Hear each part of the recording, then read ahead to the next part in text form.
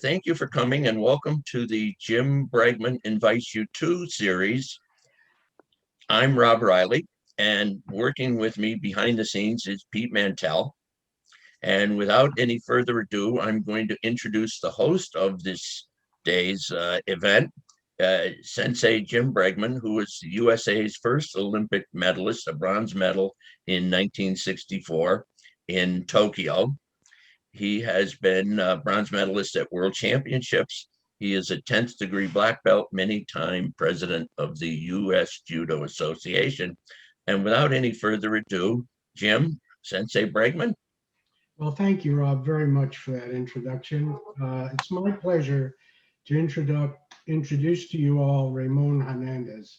He's the head instructor at North Jersey Judo, which was founded in 2006. He's the tournament director of the Garden State Judo Classic, which was founded in 2010. His family runs the dojo, and his wife takes care of many of the administrative events and enrollments. She is supporting Ray 100%. His oldest son competes at the senior national level. North Jersey, I have trouble saying that. North Jersey Judo is home to local, regional, and junior national and national level competitors. But they don't discourage recreational players either. They have a lot of fun with the recreational players, and the dojo teaches discipline and hard work. They have a 501c3, which is called NJJ Athletic Fund, which people can contribute to, and the resources are used to send their athletes and players to tournaments all over the country. The USJA Summer Nationals and the US Judo Junior Open were held since 2011. Ramon and Norma are dedicated to judo, and they have many good ideas on how to run a dojo. They run a successful commercial dojo, and we will learn some key points from Ramon tonight. Ray, with that, I'll turn it over to you. Having the example of Tony Kamal and Sensei Inesca, both those guys ran events, and both of them ran profit clubs. I said to my wife, we're a profit club. Although I've got all the respect for people like, let's say, a Corey Cuomo who runs a huge program out of the Y, and I've got respect for people that run those programs out of rec centers and places like that, because that's what fills up tournaments. That's what gets judo players going, and it gets them on the mat. And some stay their whole term in judo staying at that kind of environment. But being that I had, my example would be Anthony Kamal and Yanni, running it out of what I call profit dojo, and also those two running their own tournaments. That was my example. And so I wanted to do the same thing. So that's in 2010, my wife and I founded the Garden State Judo Classic. And we started with 2 mats, and it's grown into a 4-mat event. This past April would have been our 10-year anniversary for running that event, but obviously COVID killed it, along with every other event in the US and around the world. But hopefully September 12th of 2021 will be the 11th anniversary. We'll be able to celebrate our 10-year anniversary. But I wanted to give, obviously, props to those people that I mentioned. Also Chuck Wall in Virginia, obviously running what it looks like is a big club. And those are the kind of examples that I look at. I'll talk to these guys. I'll call O'Reilly in Boston to see, the twos and fews that they're doing at their club. Jason shares a lot of information with me. Obviously, Tony Kamal shares a lot of information with me. We commiserated all through the closure of clubs in New Jersey during the pandemic. And if I am doing well now, it's thanks to those examples that I just mentioned. Excellent. what do you call it? I wanted to also mention that the support that I've had to do this, you know, if I haven't had somebody like my wife to run my club, help me run my club. So, because you know, we handle different aspects of the club. Obviously, I run the day to day. I'm watching the kids. I'm working out with the adults, but my wife is a key cog in my wheel. She pays attention to what's going on off the mat. She's talking to the parents. She's, you know, doing things off the mat that is vital to our success. Not to mention that she's a key cog in my wheel when it comes to participating in the registration for our tournament. She's huge in that, and I wanted to make sure she gets, you know, she gets recognized for that. Excellent. Takes at least two. Oh, it takes a village. You're right, and I couldn't do it without her. Back in 2011, we traveled to our first junior national tournament. My son was that big. Now he's a man. But after that, we, like Tony Kamal, that he has a parent association, a recognized 501c3. So my wife and I did the same thing. We incorporated an entity, the North Jersey Judo Athletic Fund, and it's now a recognized 501c3. And since 2011, we've been taking kids to, like you'd mentioned, a junior national event, you know, whether it be the 2016 Summer Nationals in California that was run awesome by Nanka. You know, we'll travel to, let's say, 2017, we traveled and we competed at the Summer Nationals and also the US Open in Florida, or sometimes just one event like the US Junior Olympics, which was mostly held in Texas. But I wrote some things down here that a tournament for us is vital to our success, because it helped us and allowed us to grow, whether we're investing in our mats and we're investing some of it in our players, you know, to travel around, or just investing in like marketing, which is vital for a dojo, a profit dojo to run. You have to obviously advertise. So after our 2019 event, we had a huge amount of people that came out. We had 382 people. Not like what's going on in California with Gary, what's going on in down in Florida with Jerry Navarro, but we had a lot of people that came from all over, from Boston to North Carolina, and we had a huge showing. And what do we do after that? We were up on our lease, you know, where we were, and I said, my wife and I, she actually found this location, and we retrofitted this area, this location now with, you know, brand new Fuji mats.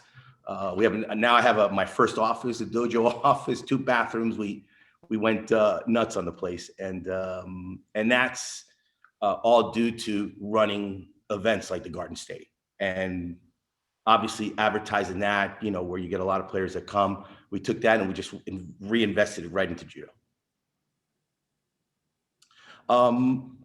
One thing that I wanted to discuss was that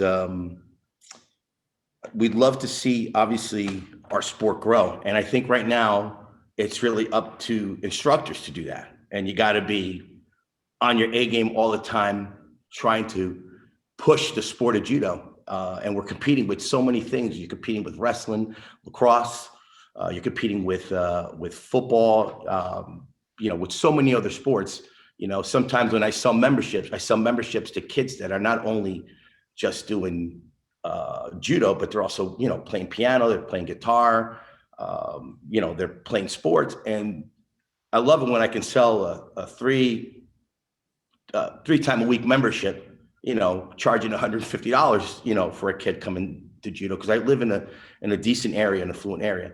But comes a situation where you got a kid that the mom and dad come in, they want the kid to participate in judo, but the kid is wrestling, the kid is doing other sports, other activities. So I get kind of pegged in just to get the kid on the mat and through the door to selling that 1 time a week membership, you know?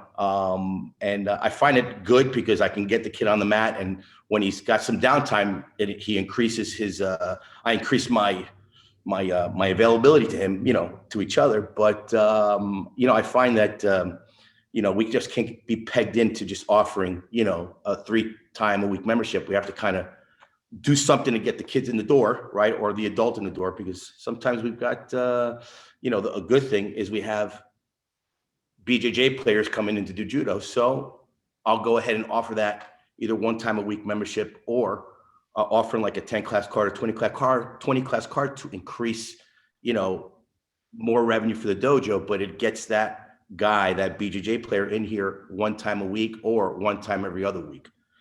So it's something that I think is vital for instructors to know that, just because you don't have a kid in there twice a week, it doesn't mean that it's not good to keep that child or that adult active either 1 time a week or 1 time every other week. I think it's vital for the revenue of the dojo to bring that person in, for, it's good revenue, and it's also good, because he or she gets introduced to a great activity.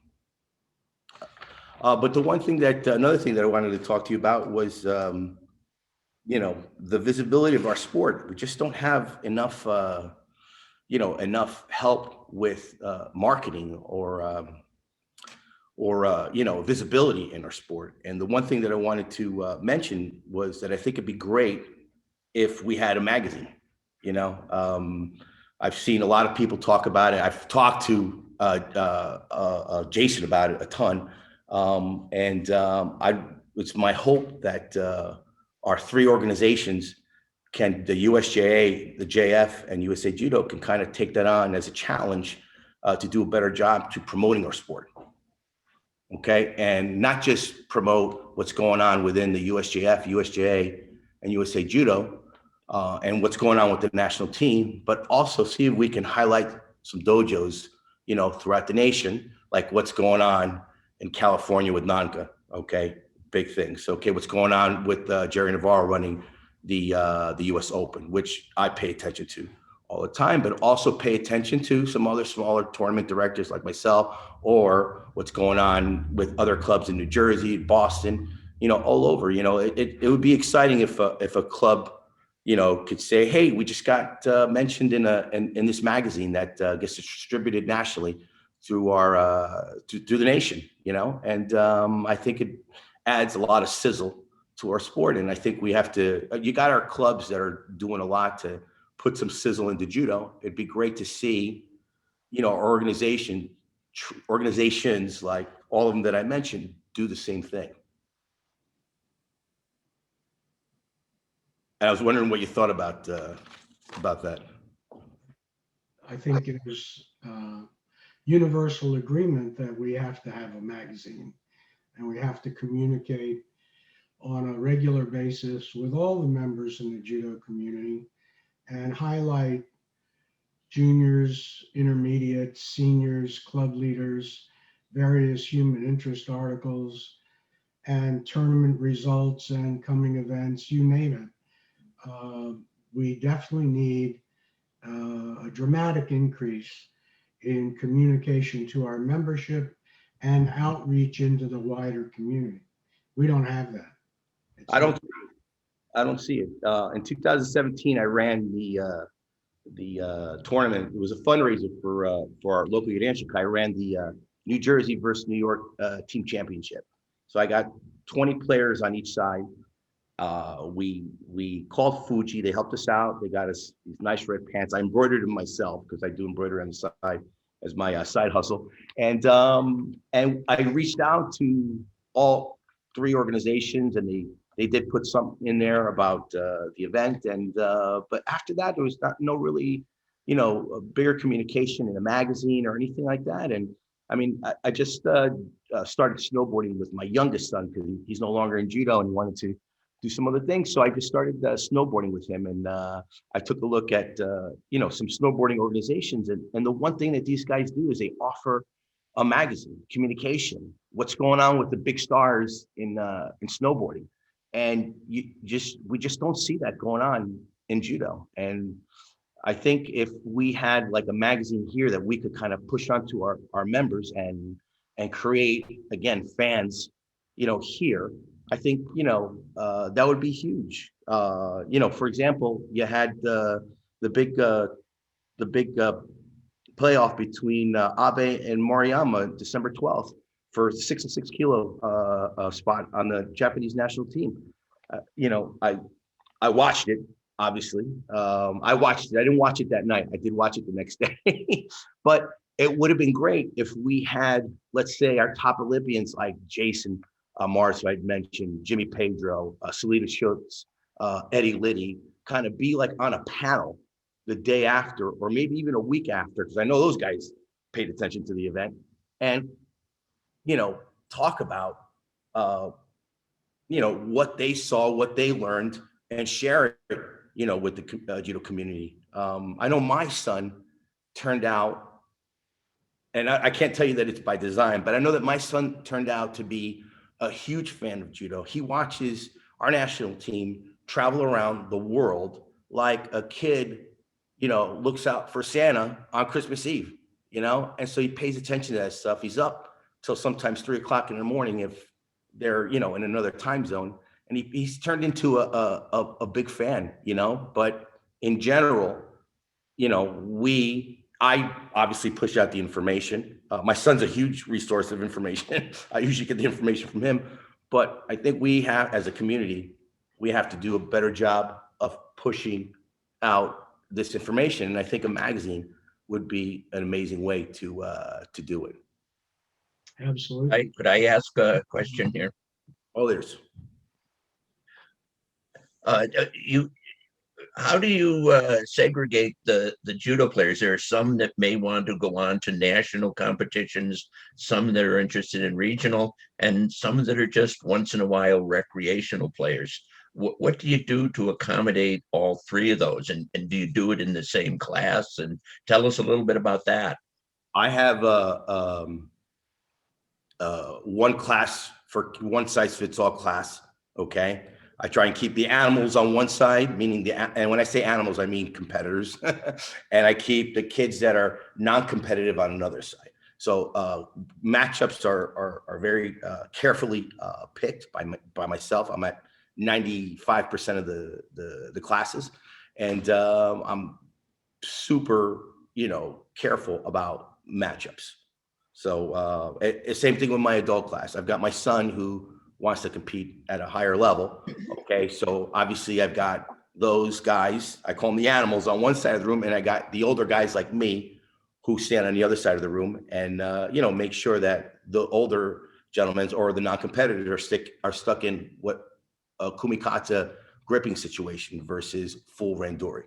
So I pretty much do that for my classes. So you have a commercial judo dojo, unlike others who might be in a YMCA. Correct. What is it you have to do aside from you had said you run the tournament and that brings revenue in?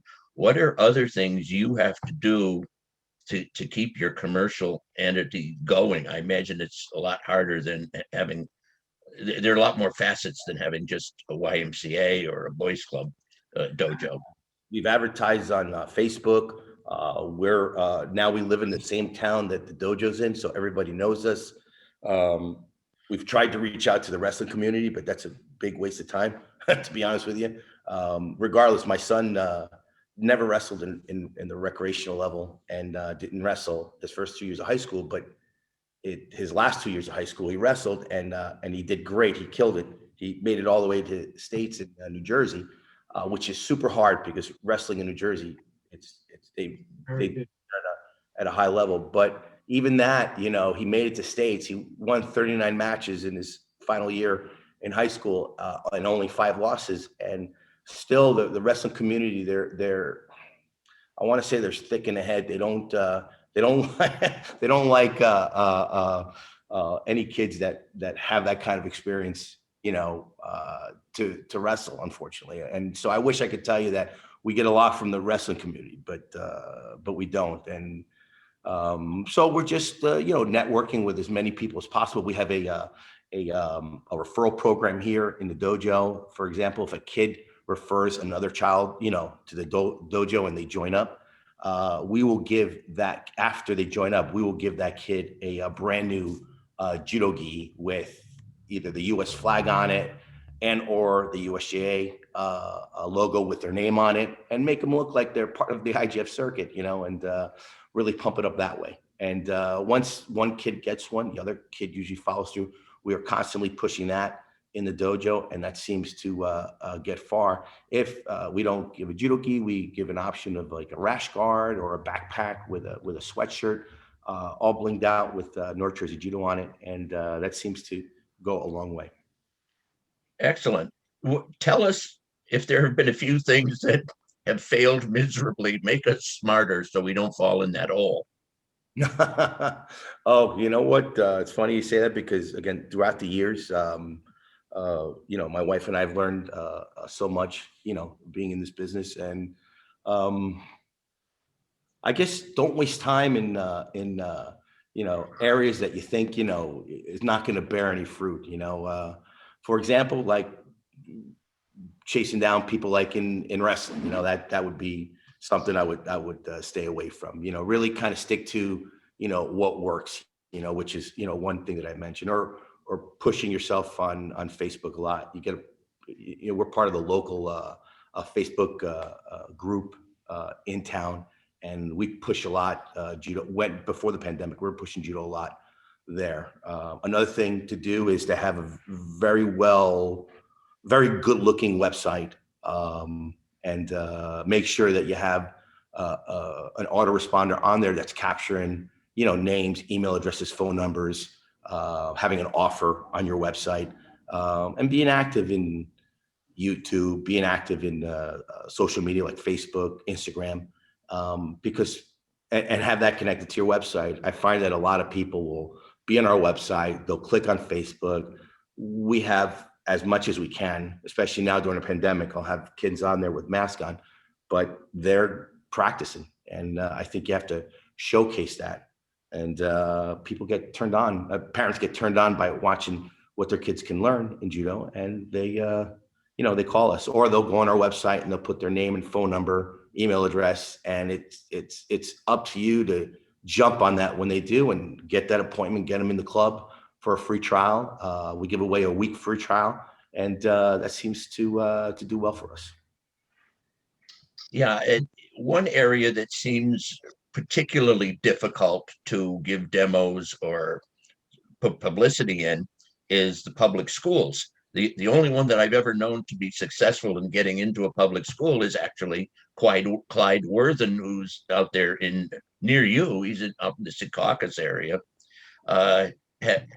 Have you tried that? Do you have any experience with that, or is that just too much effort? You don't have the tools to be able to do that.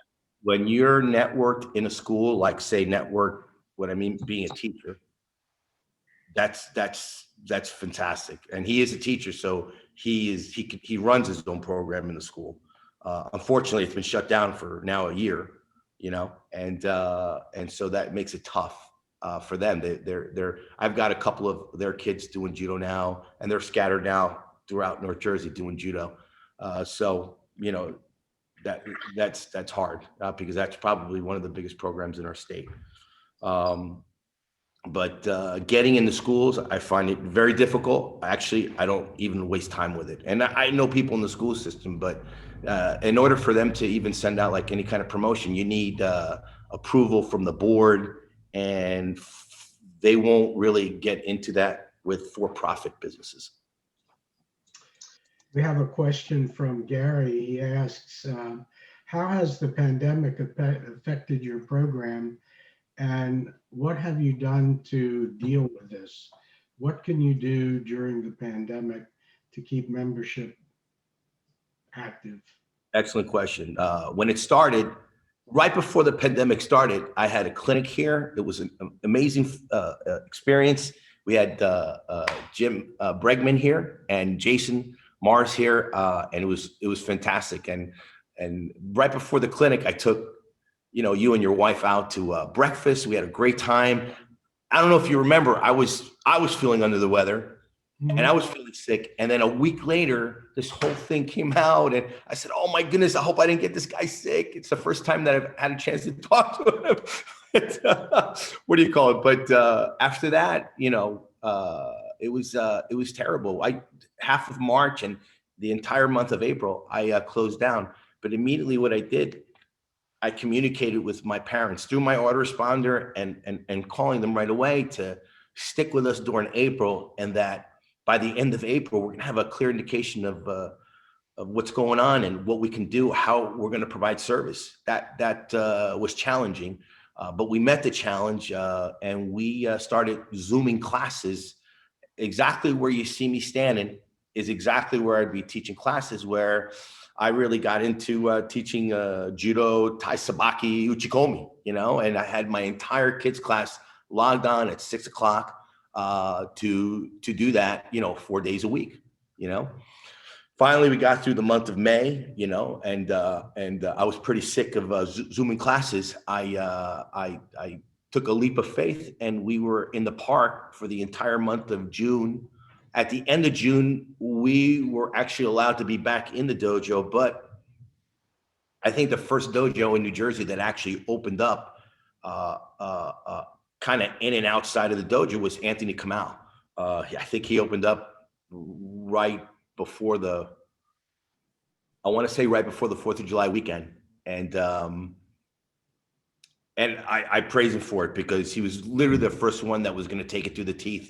But I ended up going another month in the park and opening up at the very end of July, thinking at 4th of July weekend, we were going to get a spike, with COVID, that it would have been then. And so I opted to open up in August, which we did. And since then, every day that the kids come in, they have their mask on. I have my mask on. We have our mask on throughout the entire session. I take their temperature before they walk in. Luckily, no one's had a fever or anything like that.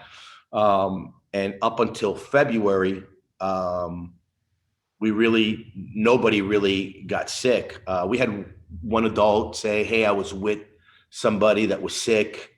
And I'd be like, "Okay, thanks for telling me. Stay home for 2 weeks. Don't come to the dojo," So we mitigated it like that. But after that, me and my family got sick. Actually, it was a Thursday morning. I think it was February 4th. And my son and I were heading up to Jason's, so he could train there for 2 days with Jason's, top guys. Jason's got kids from all over the country coming to train with him. He actually had 2 kids from Chicago and 1 from California. So I know I wanted to get my son there to train with those guys. And my wife woke up, very ill. And I went to my son and I said, "We can't go." I said, "If we're sick, we're going to get them all sick." And so immediately, thanks to actually Anthony Kamal, he had somebody from Med Labs come to my house and test the 4 of us. And by that evening, thanks to him, I had known that the 4 of us were sick with COVID. So immediately, to, again, mitigate the situation, I closed North Jersey Judo down for 10 days. So it really threw a monkey wrench in there, but my members were all very understanding about it. Some even, texted me saying, "Hey, Ramon, I think you made a good decision. Don't worry about it." And so that was Thursday. By Tuesday, I actually ended up in the hospital because I couldn't kick a fever. And I ended up with a 102.7 fever. And my wife was like, "That's it. We're going to go to the hospital." And I was there for 5 days. Thanks to my asthma, I was there for 5 days doing a remdesivir treatment to help mitigate my situation. So, but the hospital food was good. They treated me very good. And the first week out of there, my brother was actually helping me run class. I was actually sitting down a lot because I didn't have a lot of energy, and I was very, very tired. But my family, thank goodness, they recovered well. My son was helping to teach class, and not that I wanted him to teach class. I'd rather him be the thoroughbred to come in, take class, and leave, and let me kind of handle, the day-to-day here. But he actually jumped in there to help because, coming out of the hospital, I was still in bad shape. And currently, right now, I'm in COVID rehab at a local PT place around here to help, just recover. So that's how it's affected me. That was a long-winded answer. I'm sorry. That was good. And I think I didn't hear you. I'm sorry. I think there's something. Yeah. I also like to add that I had my friend Dr. Anthony Cantonese kind of talk me into going to the hospital because I really didn't want to go. And he was instrumental in saying, "Hey, Ramon, it's probably time for you to go if your fever's that high." And so I wanted to say that about him. So, but any other questions that I didn't touch upon? Anyone Anyone else have questions? I'd like I'd to. like to. Can you hear Can me? you hear me? I can hear you. You know, with the pandemic, with the what do you think it's going to be like next year as far as the tournament? Thank you for asking. That's Anthony Kamal, my instructor for 5 years. Tony, thank you for being on. What do I think? I think that if the kids are back in the school system here in New Jersey by April or May, I think that the Summer Slam is going to be an event that, again, Tony Kamal taking it through the teeth, right? The first guy to take it through the teeth, you know, that might be our first event back. But if they're not back, I think September 12th, the Garden State might be our first event back. But I think that in the fall, I think they're really gunning to have kids back in school full time by September here in New Jersey. And I think if that happens, and I think it's going to happen, you're going to see a full schedule in fall. I think a lot of adults, you know, are going to be, you know, in events. A lot of kids are going to be in events, especially the point chasers. Thanks to Tony, thanks to a guy like Jerry Navarro, Serge from Mayo Quanchi. We were able to get the Summer Slam, the Northeastern Judo Championships, and the Garden State as point tournaments. And I've always wanted to run an event like that, and that's given us the opportunity to do that. So Tony was one of the guys that was instrumental in talking to USA Judo. So I appreciate it. Excellent. Are there any further questions? So the major way you attract participants in your dojo is through local communication, through mass media events. Yes. Okay. Yeah. Do you have a lot of BJJ players come to learn Tachiwaza from you? Absolutely. We just got a young stud right now from a local club that is practically the same size as my son, and he's been an excellent, excellent in the Waza for my son and juniors.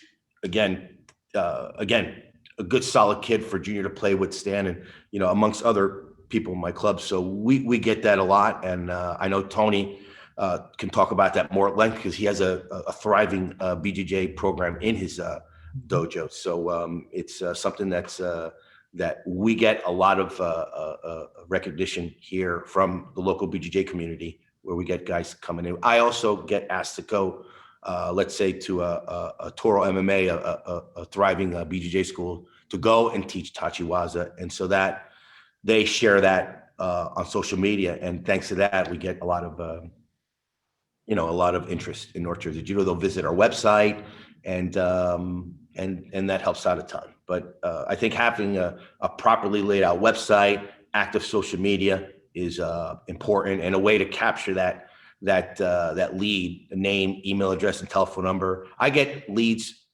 because North Jersey Judo has just a natural organic SEO that I'll get leads, from far away, and I'll tell that person, listen, you're going to be in a car for an hour.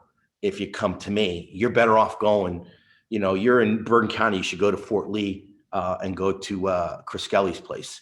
You should, you're going to come to me, but you're going to pass Anthony Kamal.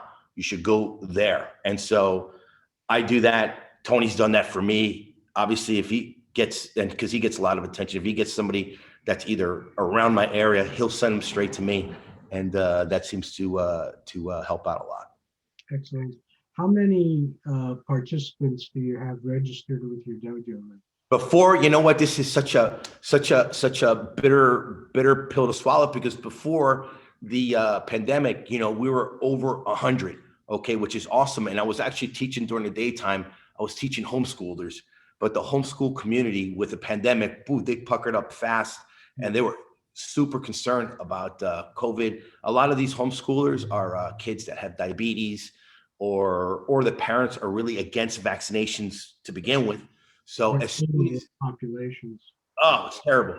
So as soon as that happened, these guys went underground fast.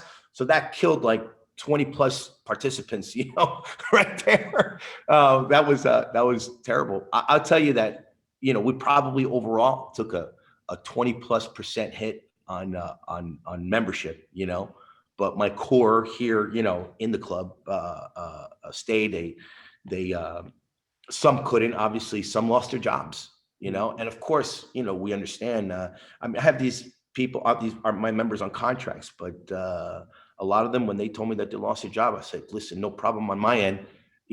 Please, I'm gonna freeze it. And obviously, when you can come back, or when you have no longer concerns about COVID, or you get your shot or whatever, the door is always open. And so I've got parents that are scared of COVID, and some have still continued to pay, but they've kept their kid out, and I'm constantly communicating with them. Other than teaching, a full class, and sometimes it could be anywhere between 15 to 20 kids. I'll teach privately for that one student that the mom or dad does not want that kid in a full class yet. So I'll teach that kid privately with a mask on, take the temperature when they come in, and do a lot of private sessions. Or sometimes when I had a student that had just been a call that another student in school had gotten COVID, and the mom called me to mitigate right away. She says, I'm going to keep Jacob out for 10 days because he was at school with somebody that had COVID. I said, no problem. We immediately went to Zoom right away. I jumped on Zoom right away. I use it constantly. And so we jumped on a Zoom, and I would teach him through Zoom. So Gary has a question for you. Do you at your dojo offer BJJ or other martial arts? And what have you learned about attracting the BJJ market to come to learn Tachiwaza? So I've always been, I'll use the word jealous of, like, let's say Anthony Kamau, who's got an excellent BJJ instructor, and Jamie Cruz, and they, both of them together, they have a thriving situation going on where you've got BJJ and Judo in the same house. And he gets a lot of people that cross over into doing Judo for Tachiwaza and vice versa. You got guys from Judo crossing over to BJJ to do, get better at their Nawaza in certain aspects, because obviously you can't do any foot locks or ankle locks in Judo, but anything that they can learn with side control or arm bars or choking situations is beneficial. But what do you call it? I've actually had a couple of BJJ instructors try to start a program, but it takes so much to do that these guys, when they start, they get so overwhelmed. And it's like, hey man, I don't think I can do this. Like, I know it's got to be on like a switch all the time. You got to be obviously out there pushing what you're doing every day to build your tribe. And if you can't do that, then that makes it hard. So the closest I had was a wrestling coach that taught in my club twice a week. No, he taught my club 3 times a week. But the wrestling community is very, thick in the head that they just want to do wrestling the way they do wrestling. And, they want to stay away from Judo, unfortunately, despite the success, like, let's say, like my son had. He owns a wrestling pinning record in Pompton Lakes by 12 pins. It's probably never going to be broken. I'm not kidding you. But these guys, and so now a Judo player owns their pinning record in wrestling. But these guys, they really stay, true to their core. And I just, Tony could probably talk about that too. I right now I don't even waste time with it, with that. But just from our internet presence, we do get a fair amount of jiu-jitsu players that come and try Tachiwaza for their BJJ. If I could, hey Ramon, if I could just jump in and help you a little bit with that. Sure. The reason I have a BJJ guy in my school, I embraced it because I saw them as my biggest competition. And what I did was I brought it in with me and I used it to my benefit. There's a lot of people, as far as adults, who shy away from judo because of the throwing and the injuries. Absolutely. So what I do in my school, I advertise my dojo as a judo and jiu-jitsu school. Okay, which judo we all know originated was jiu-jitsu, Goshin Jitsu and such. And how I intertwined it is no kids BJJ program allowed in my school. They all have to do judo and jiu-jitsu, which is Kodokan Judo. Okay, and that's what I do. At 11 years old, I allowed them to cross over. But at that point, if I've had a kid from 5 or 6 years old, he's become a judoka. And they thrive in the BJJ because they have my base. I was taught by Sensei Matsumura, who was a Newaza master, and Sensei Yanni Unesca was my senseis, and also my father. When Newaza is second to none.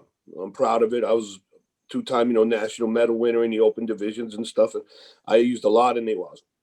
So I saw it as it's just, to me, it looks like judo. It looks like judo Newaza. So I said, listen, I can't fight this. I just gotta.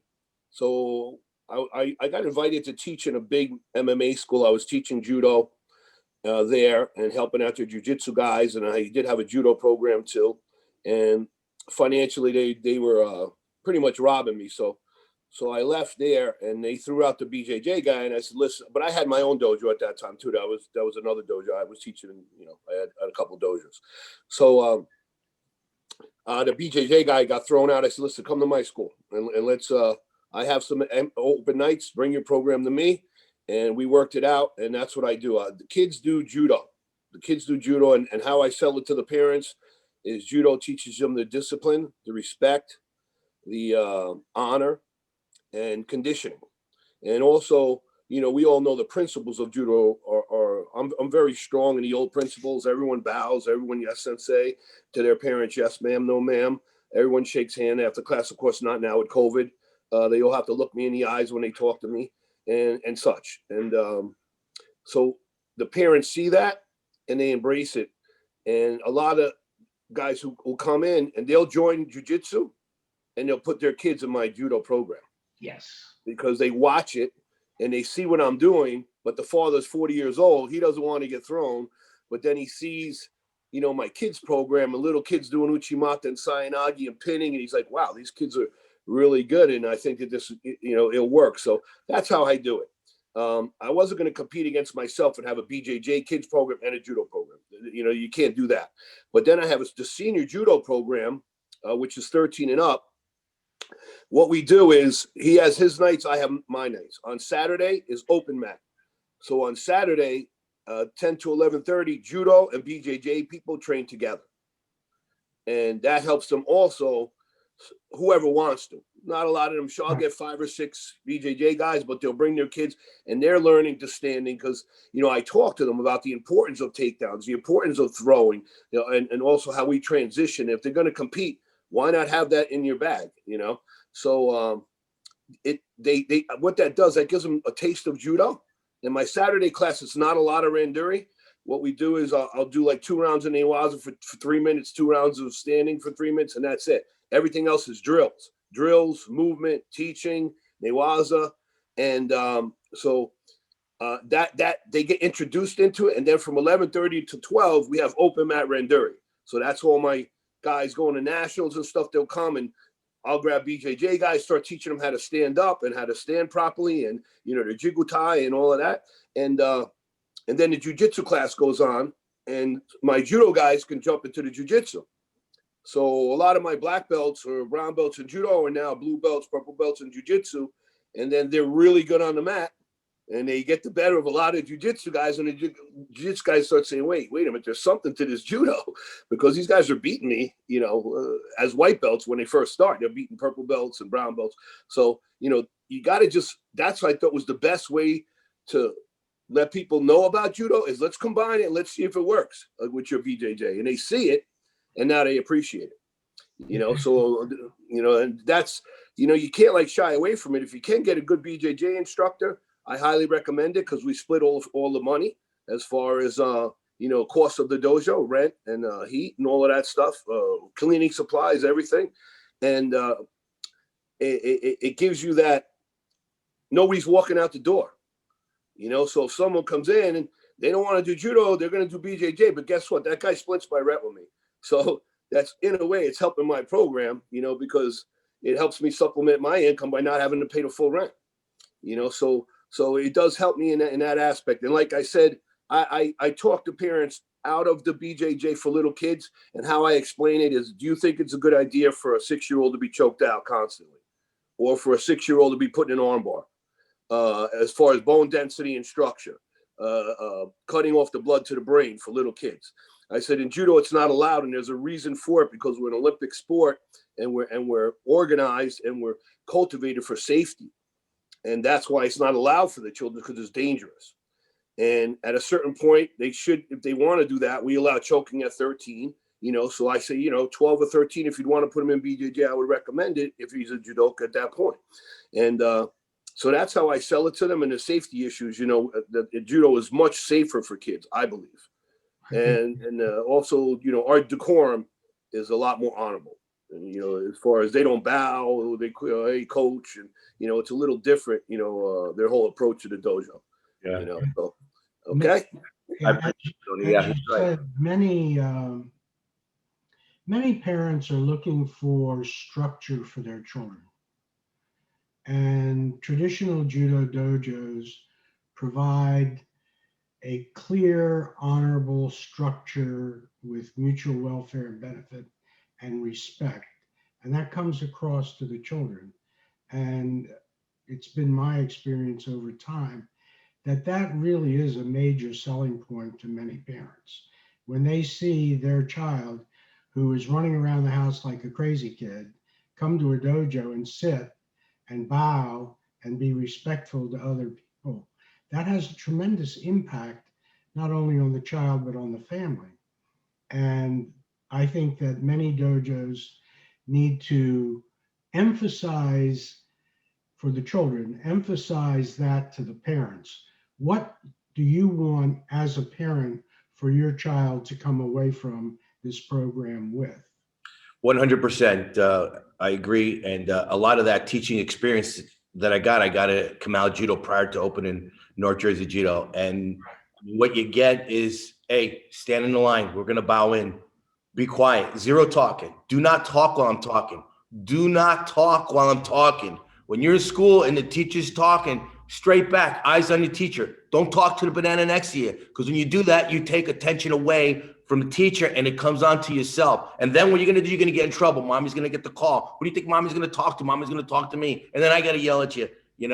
Do not talk while I'm talking. Okay. And I'll come down hard on kids like that. The parents, obviously no one would enjoy you yelling at your child, but when they see me doing that, the parents do applaud that effort. And obviously at the end of class, what are we talking about? Paying attention in school. Jigaro Kano, obviously being an educator in Japan, was, I talk about that all the time. Do what you have to do at home. All right. You're not going to get that stripe at the end of the month, or you're not going to get your belt promotion at the end of the month unless mommy and daddy sign off on it. And I've actually had parents not allow me give a promotion to a kid until he started or she started, pulling her weight around the house, taking out the garbage, cleaning up the dog poop in the backyard, or doing better in school. And providing that structure is integral, and it starts here at the dojo. When it gets into something more severe, like a kid that, a teenager that you're having a serious problem, I mean, you can't pull miracles, but at the earlier stages, prior to the teenage years or even the tweens, you can really straighten a kid out with those rules and guidelines that they learn, from the dojo. We have another question for you from Dr. Riley. He'd like to know, from the dojo level, what could the national organizations do to support local and regional club coaches? You certainly have a good point when you bring up increased communication and in the form, for example, of a magazine. What other support functions do you think would benefit your dojo and other dojos throughout the country from the national level?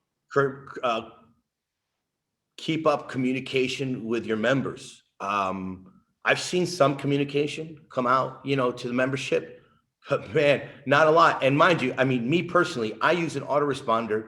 Not only am I talking to my parents constantly when they're here, but I use an autoresponder to talk to them via email. Obviously, I tell them if anything's going on, check our Facebook page. If you don't see the email from me, and if you don't see the email from me, that means you didn't you got off the list and you did that on your own. But I don't see, like, in terms of getting back to the national the governing bodies, the NGBs, I want to see more communication from them. And I think if we do that, if we see that, we'll see that they're really putting in, effort, and that's mainly what I want to see. I mean, are they going to get us out of this pickle of what's going on with the pandemic? No, obviously not. But I think if we see that they're trying to provide some kind of resources, that would be huge, and, I think, again, to help promote our sport, to provide some sizzle, for judo, I think a magazine is important. And I challenge, the JA to take the JF and USA Judo take on this challenge together, because obviously if they do it together, they can come up with something and put something out there. Like I said, other sports are doing it. Why aren't we doing it? Where we can highlight, a club in New Jersey, a club in Florida, a club in California, a Kevin Butler in Northern California, what Riley's doing at Jimmy Pedro's, what's going on at Jason's club. What's going on here in New Jersey, which in what I think is a hotbed, not only for judo, but for judo tournaments. It's just no one knows this. And, it's really the instructors are doing it now, but I think it's something that the NGBs have to try and tackle, honestly. And what better vehicle to do it than with a magazine? Okay. We have a comment from Kevin Tamai, which I'd like to read to you. And I think it accurately and directly represents a sentiment that many of us feel. Kevin says to you, I would like to congratulate you and thank Raymond for all that he and his family are doing for the judo community. Judo will continue to grow and prosper with people like Raymond. And I certainly feel that way. And I know many of your colleagues feel that way. And what you're doing there is tremendous. I had one more question for you, Ray. For those of us who are, how can I put this, a little senior, what does auto response do and how do you use it? Autoresponder is a software, okay, that costs me like $19 a month. A lot of, like, let's say, clubs like Jason's and Jimmy's are definitely using it. Tony's definitely using an autoresponder.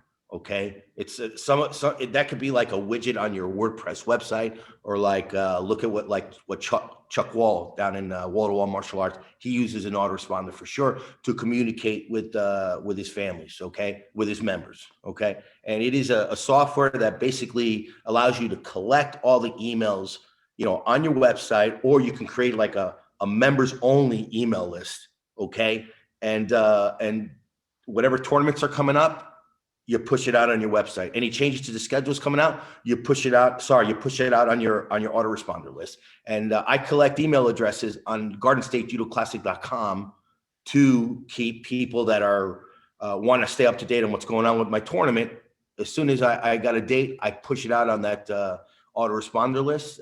It's a software that just helps you to keep in touch with people via email, and they opt in for that, and they can opt out. So whenever somebody is no longer a member, or let's say a competitor, they can opt out of the list. It just helps to keep, communication open. As I try to provide good information on there. I try not to bombard, any one of my members with something that I don't think would help them. For example, like I told you, we have a 501c3, and we're making a big, along with being, a dojo instructor, you have to be, a master communicator. You got to be the janitor. You got to be the travel agent. And then you have to be the guy that raises the money for these kids and yourself to travel to all these tournaments. Tony will tell you he's been doing it for years. Okay. I've watched him do it, and I've copied what he's done, to do it for myself. He's got a parents association. I got an athletic fund, both of them 501c3. And you got to obviously communicate when you're raising money for that. I'm doing a t-shirt fundraiser for my son. I'm trying to sell 250 shirts because I'd rather stay away from the GoFundMe thing. Not that I think it's a bad vehicle, but, and there's some kids that are traveling around all over the place that I've actually, helped, with GoFundMe, or a club that was closing down thanks to COVID. They put out a GoFundMe. I've paid money to help support them because I feel terrible about what's going on. But me personally, I wanted to, give my son a different experience, and I wanted to sell a t-shirt that gives somebody back for their donation. And we've been pushing that through our autoresponder, so it's just a way of communicating, what's going on in the dojo in terms of fundraising, schedule changing, and things like that. Not that I wanted to touch upon fundraising, but as an instructor, as an owner of a school, you got 5-6 hats that you got to put on. And again, one of them is communication. The other one is marketing. The other one is cleaning up the place, and keeping the classes full, and the autoresponder helps me out a ton. Excellent. Are there any further questions? We're kind of running out of time now. I'd be glad to entertain any more. Just something for the instructors too, that I do in my dojo that maybe people could think about that would help you. Also, I teach self-defense. The last 5 minutes of all my classes, if say that day was Osotogari, I'll teach my class how to guy throws a right hand punch, block, grab the shoulder, throw, Soto, knee on belly, strike. And it is judo, as we all know. We know it's in the back of Kodokan Judo, right, in the book. But I add that so when parents come into me, and maybe they're not looking for competition, but for someone to learn how to defend themselves, for a daughter who's going to college or whatever. So, just always remember, because that is one of the cores of judo too, is self-defense. So I still teach self-defense in my school. And along with my classes are always half newaza, half standing. And also another thing I use, which guys I think something that you guys could come up with for instructors. I talk to my kids for the last 3 minutes of every class. It's a 12-step program. Like the first week will be on focus and how to focus in school and focus in the dojo and focus when your parents talk to you. The next week will be the importance of education. The next week will be the importance of family. The next week will be the importance of being disciplined. The next week will be the importance of health and taking care of yourself and avoiding drugs and so on. And then we go into, what it takes to be a champion, not only in judo, but in your job or in life. There's all these different, it's a 12-step program that I use, and it's worked really well. And when the parents hear you at the end of class, I sit the kids down. I'll say, this week we're talking about focus, or this week we're talking about manners and how to behave, and have proper manners. And the parents see that. And just for that alone, they ain't even worried about the judo. Just that you're teaching their kids some principles helps me a lot. I really don't have to advertise. People just come to my dojo. I have with COVID, I was down to 25 students. I'm back up to 80 students since COVID, and I lost 60 students. I've gained another 60 back, new students. I was a firefighter in the city around where I am, a captain and stuff. So a lot of firemen and police bring their kids there, and I give discounts for police and fire and military. So, but that's just something, remember, we all know self-defense. We all know how to do it. Teach your students how to use it. And it's something that adds to your program, So when a kid, they want to sign their kid into my school, he's learning judo. He's learning jujitsu, I tell him, because I told him Brazilian jiu-jitsu is judo newaza, and he's learning self-defense. So you catch a lot of different aspects there, depending on what they're looking for. And also, I have a testing format that I use for yellow belt, for orange belt, for green belt, that my father used 40 years ago. And I test everyone for belts. And we have a testing day, and we bring the parents in, and after the test, we take pictures, and I charge for testing. I charge, it's not a lot, $30 for yellow belt, $35, but that's all income that I use from the testing. I put into my tournament fund, so that's an easy way in your dojo where, you're going to test the kids everywhere. You're going to hand out belts, make a testing day, and then you charge the parents $25. And you know what? That kid, I give the test out 6 weeks before, and they can bring it in if they have questions. If they're going to test on Thursday, on that Tuesday, I go over the test, and I have my black belts help all the kids with the test, and then we test them. And you take all that money, if it's $400 or $500, it goes right into my fund. And so it really doesn't hurt me financially too much. It's, just a testing day. And then the fund builds up. And I'm actually using it on their kids when they go to a tournament or something. I'll help. I have some kids who can afford airfare. Some kids, struggle with it. And, so that's just something just always keeping in, because my father always taught me self-defense. Sensei Matsumura taught me self-defense. So I include it in my curriculum. And also don't teach, if you want to draw on people and compete with BJJ, don't teach Olympic judo. Teach Kodokan judo. Because if you're a good Kodokan judo fighter, you're going to be fine in a tournament. Believe me, because then you just go by the rule set. But I still teach ankle locks. I still teach double legs. I teach marote gari. I teach kataguruma. I teach everything. I teach what's in the Kodokan book. So you even teach teguruma. Yeah. Sensei Tony. Yeah, hey, what's up, Paul? Do you see what shirt I've got on? Look here. Yes, Kamal Judo. Okay, Paul. Sensei Jim. Yeah. It's just amazing. In one minute, I just want to capture here. I'm very proud of two very good friends of mine, Sensei Tony, Ramon, very good, because I heard a few core values that came out here, okay? And these are Kodokan values, the ones realistic goals, sense of community, focus, discipline, all these things, and a level of resilience. So I'm very proud and to be associated with you. And I think what I've seen with some senseis, their judo clubs were almost buried. Here you've gone, and most probably you're going to come out through this with COVID and the other side stronger. And and having more judokas, and the guys that you have currently got, you're going to have stronger relationships. So well done. And just to let you know, next year I'm going to be giving a talk at the World Conference for Business People, and my talk is going to revolve strictly around what judo has done for me.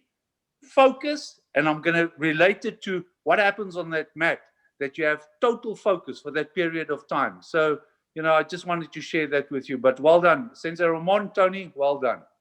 Thank you very much. I'm going to say this, and I mean this in a kind way. I think that nationally, there's been too much emphasis on what we call winning medals and elite athletes. And what you gentlemen have discussed today is what got me into judo and what set me on a trajectory, aside from the Olympics and the World Championships, to understand what it takes to be successful in life.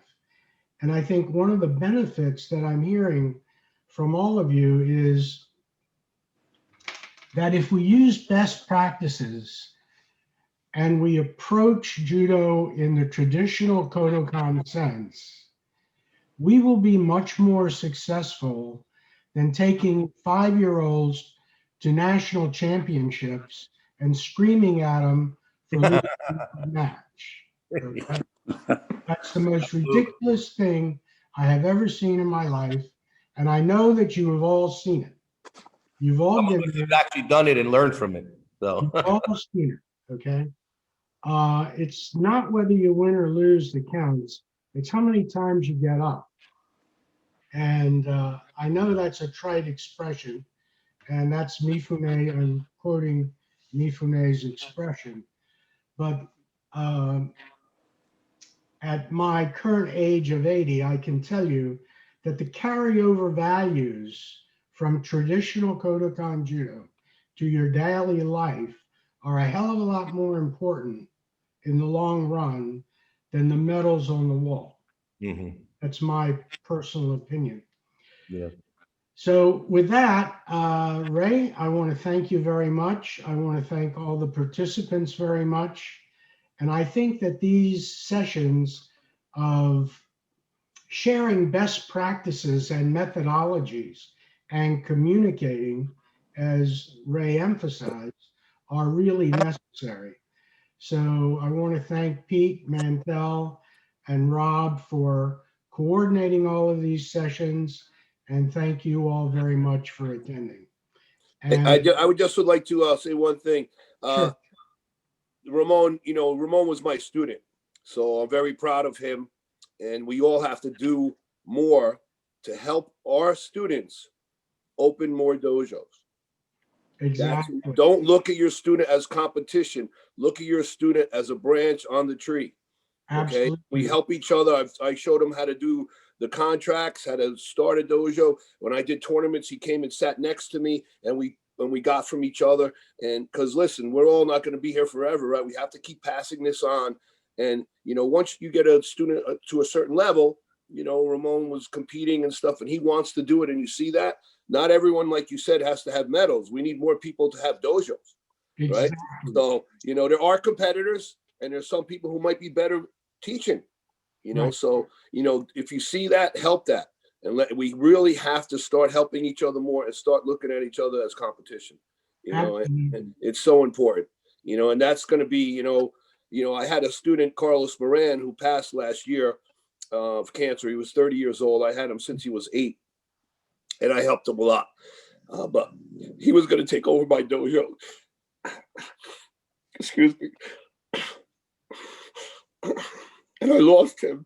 But, he was someone I was training for that.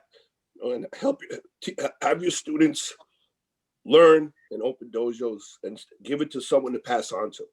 Pay it forward. Pay it forward. Tony's Thank you, guys. I love you all. all the information to me, tournament wise, running dojos, thanks to his wife, Liz. I just got my COVID waiver that I use here at the dojo. Tony sent it to me. And so between Tony and Yanni and again, all the instructors that I communicate, to learn stuff from, I've learned a ton. And I thank all of them, and especially, Tony, because again, when COVID hit, I mean, we were on the phone, and he was trying to tell me what to do. And also we commiserated a lot with each other, and we talked about the dojos that were closing, and it's terrible. And I, there's one guy that I know that's in my corner. It's Anthony Kamau. So Tony, thank you. Anthony, very much. There is one other thing that's not related to judo that I want Raymond to share with you. And that's the name of that wonderful restaurant we went to. And that's an incentive to go and work out at Ray's Dojo. The Cardinal Cafe. It's famous in town, and the owner has since talked about you visiting. So Well, that's good. I would highly recommend it. And next time I'm there doing a clinic, I expect to visit that restaurant. Oh, well, I'll treat my treat. This time I won't be coughing my brains out, though. Please tell her thank you. Thank you very much. Y'all have a good evening, and thanks for everything you do for American Judo.